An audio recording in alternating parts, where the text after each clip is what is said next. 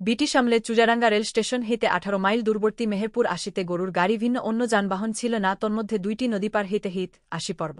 British আমলে কলিকাতা হইতে তখন মেহেরপুরে যাইতে হইলে পূর্ববঙ্গ রেলপথের চুজারাঙ্গা স্টেশনে নামিয়া পথের কথা ভাবিয়া 2 চক্ষু কপালে তুলিতে হিত, কারণ চুজারাঙ্গা স্টেশন হইতে 9 ক্রোশ বা 18 মাইল দূরবর্তী মেহেরপুর যাইতে গরুর গাড়ি ভিন্ন অন্য যানবাহন ছিল না, মধ্যে 2টি নদী পার হইতে হিত। আমরা চুজারাঙ্গায় অপরাহ্ন 5টার সময় কলিকাতাগামী চাটকা এক্সপ্রেস ট্রেন ধরিবার আশায় বেলা 9টার পূর্বে গরুর গাড়িতে উঠিয়া ছুজের ভিতর দীর্ঘদেহ প্রসারিত করিতাম এবং গরুর গাড়ির ঝাঁকুনিতে সবঙ্গী বেদনাপ্নুত করিয়া 5টার কয়েক মিনিট পূর্বে চুয়ারাঙ্গা স্টেশনে উপস্থিত হইতাম। নদী পার হইতে বিলম্ব হইলে ট্রেনের আশা ত্যাগ করিতে হিত। আর এখন মোটরবাসের অনুগ্রহে অপরাহ্নে মেহেরপুর ত্যাগ করিয়া সন্ধ্যার পর কলিকাতায় আসিতে পারিতেছি। কিন্তু সেই দুর্দিনে শরত্তাদুর মতো মহাসন্ত্রান্ত ব্যক্তিসদলে গরুর গাড়িতে মেহেরপুর যাইবেন, ইহা আশা করা অন্যায়। এই জন্য মেলা সমিতি বহু ব্যয়ে তাহাদের জন্য পাকলির ব্যবস্থা করিয়াছিলেন। যেদিন অভিনয়ে আরম্ভ হইবার কথা, শরত্বাবু ও অন্যান্য অভিনেতা তাহার কয়েকদিন পূর্বেই মেহেরপুরে উপস্থিত হেজা মহেন্দ্রবাবুর আতিথ্য গ্রহণ করেন, কিন্তু তাহারা অধিক দিশপ্টাদিসঙ্গে লিয়া যাইতে পারেন নাই। এজন্য শরেবাবু স্থানীয় চিত্রশিল্পীর সাহায্যে মেহেরপুরেই কয়েকখানি দিশাপ্ট অঙ্কিত করাইয়াছিলেন। মহেন্দ্রবাবুর কনিষ্ঠ সহোদরের বৈঠকখানা বাড়িতে শরত্বাবুর উপদেশে সেই সকল পট অঙ্কিত হইতেছিল। আমরা ক্ষুধাতৃষ্ণা ভুলিয়া দূরে দাঁড়াইয়া অঙ্কন কৌশল নিরীক্ষণ করিতাম এবং কি গভীর সন্ত্রমের সহিত শরেবাবুর মোমামৃত্যুর দিকে চাহিয়া থাকিতাম।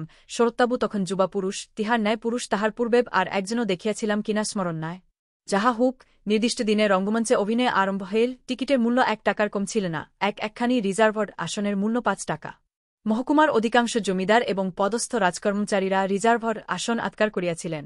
2 টাকা ও 1 টাকা মূল্যের টিকিট এত অধিক বিক্রয় হইয়াছিল যে দরমার ঘেরের ভিতর তিল ধারণেরও স্থান ছিল না।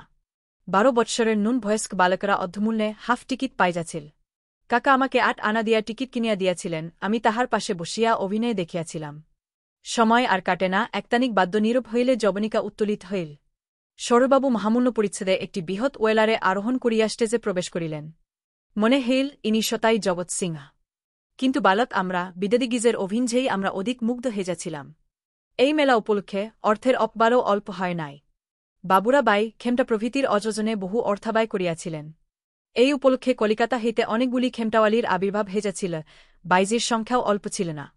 সে কালে উচ্চশ্রেণীর পুরুষদের নীতিজ্ঞান একাল অপেক্ষা অল্প ছিল। গভীর রাত্রিতে মেলার আসরে খেমটা আরম্ভ হইলে সুরার স্রোত বহিয়াছিল। ছেলেদের কৌতূহল প্রবল। এক রাত্রিতে কয়েক বন্ধুতে চুরি করিয়া খেমটা দেখিতে গিয়াছিলাম, কিন্তু ধরা পড়িয়া কাকার কাছে যে প্রহার লাভ করিয়াছিলাম তাহা বহুদিন স্মরণ ছিল। তিনি আগ্রহভরে আমাকে থিয়েটার দেখাইয়া আনিয়াছিলেন। খেমটা নাচ দেখিতে যাওয়ায় তিনি কি জন্য আমাকে কঠোর শাস্তি দিলেন তাহা বুঝিবার মতো তখন আমার বয়স হয় নাই। কিন্তু বাবুরা মদ্যপানে বিহুল হেজা খেমটাওয়ালিদের সঙ্গে প্রকাশ্য আসরে সে অভদ্র রসিকতা করিতেছিলেন, তাহা দেখিয়া আমরা অত্যন্ত লজ্জাবোধ করিয়াছিলাম। মেলাস্থলে নানা প্রকার আমোদ প্রমোদের ব্যবস্থা করা হইয়াছি। নাগরদোলা, ঘোড়াবাজি প্রভৃতি আসিয়াছিল। চাষিরা পান চিবাইতে চিবাইতে নাগরদোলায় উঠিয়া পাক খাইতেছিল। 2-3 জন সমস্বরে গাহিতেছিল।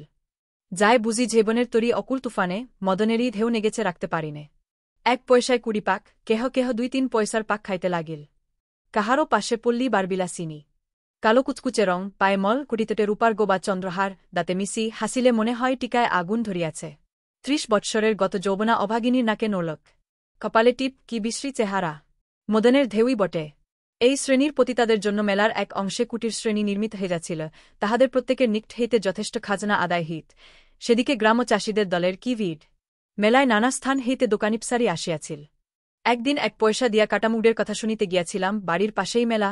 শেষ রাত্রিতে নহবতে যে সঙ্গীতালাপ হিত, আধঘুমে তাহা বড় মধুর মনে হিত। সকাল হইতে রাত্রি 10টা পর্যন্ত জুজার আড্ডায়, তেতাস ও কুপন খেলার ধুমার সেই দিকেই পল্লীবিলাসিনীদের কোয়ার্টার। আমার পিতাঠাকুর মহাশয়ের একটি যুবক বন্ধু তখন কিন্ঠনগর কলেজের প্রতিভাবান ছাত্র। তিনি মুখুজ্জে পরিবারের রত্নস্বরূপ ছিলেন। পরে ত্রাণমদন্য অবলম্বন করিয়াছিলেন এবং কলেজে অধ্যাপনা করিতে করিতে সরকারের বৃত্তি লিয়া বিলাতে কৃষি বিদ্যা শিখিতে গিয়াছিলেন।